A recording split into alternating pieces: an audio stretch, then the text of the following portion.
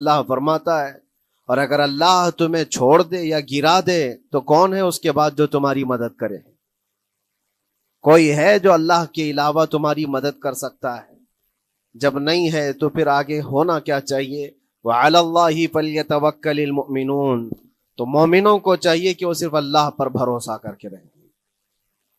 فتح، نصرت، مدد، یہ سب جو چیزیں ہیں بہت سارے لوگوں کے ذہن و دماغ میں ایسے ہے کہ فوراً آ جانا چاہیے۔ کوئی بھی فتح ہو، کوئی بھی مدد ہو، بغیر تمہارے اسٹرگل کیے ہوئے، بغیر مصیبت اٹھائے ہوئے نہیں ملے گی۔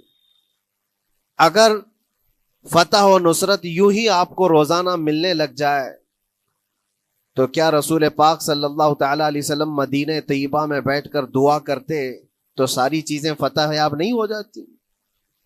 آپ صلی اللہ تعالی علیہ وسلم کو بدر میں جانے کی ضرورت کیا پیش آتی؟ احد میں اپنے 70 جوان صحابہ کی شہادت پیش کرنے کی ضرورت کیا پیش آتی؟ اور اسی طرح سے خیبر ہو کہ حنین ہو کہ طائف ہو، کتنی جنگیں ہیں جس میں اپنی جان کی بازی لگائی صحابہ نے۔ سب سے بڑا معرکہ تو کربلا کا دیکھیں آپ، جہاں پورا کا پورا خاندان شہید ہو گیا ہے۔ تو فتح و نصرت بغیر قربانی کے اور بغیر تکلیف کے ایسی ہی آ جائے؟ آج کے زمانے میں ہم سوچ کر کے بیٹھے، ایسا نہیں ہوتا۔ اسلام زندہ ہوتا ہے ہر کربلا کے باہر، اور اللہ کی مدد آتی ہے، یہ بھی نہیں ہے کہ نہیں آئے گی۔ کچھ لوگ مایوس ہوتے ہیں، کچھ لوگ نروس ہو جاتے ہیں اور بھاگنے پر مجبور ہوتے ہیں۔ یہ امتحانات کی گھڑی ہوتی ہے۔ ایک حدیث پاک میں آپ کو بتاتا ہوں، اللہ کے نبی صلی اللہ تعالی علیہ وسلم ارشاد فرماتے ہیں کہ آخر زمانے میں ایک ایسی عظیم جنگ ہوگی ایمان والوں کی اور رومیوں کے درمیان۔ کفار و مشرکین ہیں اور مسلمین ہیں۔ اس کو ملحمۃ الکبریٰ کہا گیا ہے، قیامت سے قریب ہونے والی یہ سب سے بڑی جنگ ہے۔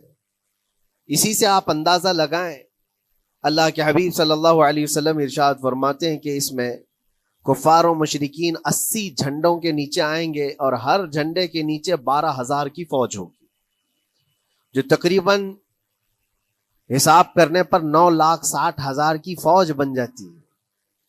اگر وہ مومنین سے مقابلہ کرنے کے لیے اتنی بڑی فوج ایک جگہ جمع ہوتی ہے تو پھر اس جنگ کا اندازہ کریں کتنی بڑی۔ اس کو الملحمۃ الکبریٰ کہا گیا ہے اس لیے کہ اس میں گوشت کے چھیتڑے اڑیں گے۔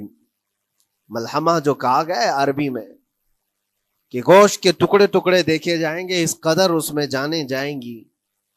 اس جنگ کے متعلق جو اللہ کے حبیب صلی اللہ علیہ وسلم نے پیشین گوئی کی ہے، جو پہلے سے خبر دی ہے، وہ کیا ہے؟ فرمایا کہ پہلا دن جب ہوگا مقابلہ کا تو اس میں مسلمانوں کی جماعت میں تعداد کتنی ہوگی یہ تو نہیں بتایا گیا۔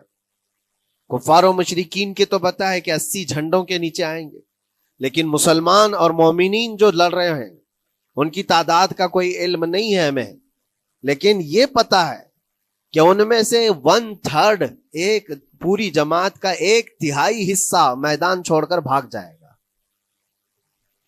جنگ میں سے وہ میدان چھوڑ کر بھاگ جائیں گے جب اتنی شدت کی چیز ہو رہی ہو، مصیبت آ گئی ہے، تکلیف آ گئی ہے، 1/3 میدان چھوڑ کر بھاگ جائیں گے۔ اور ان پر کیا فرمایا حضور پاک صلی اللہ علیہ وسلم؟ فرماتے ہیں وہ دنیا کے روئے زمین کے بدترین لوگ ہوں گے، ان کی توبہ بھی قبول نہیں ہوگی، وہ سب سے بدترین لوگ ہوں گے، پیٹھ دکھا کر جو نکل چکے۔ دوسرا مرحلہ آئے گا، دوسرا پڑاؤ، ایک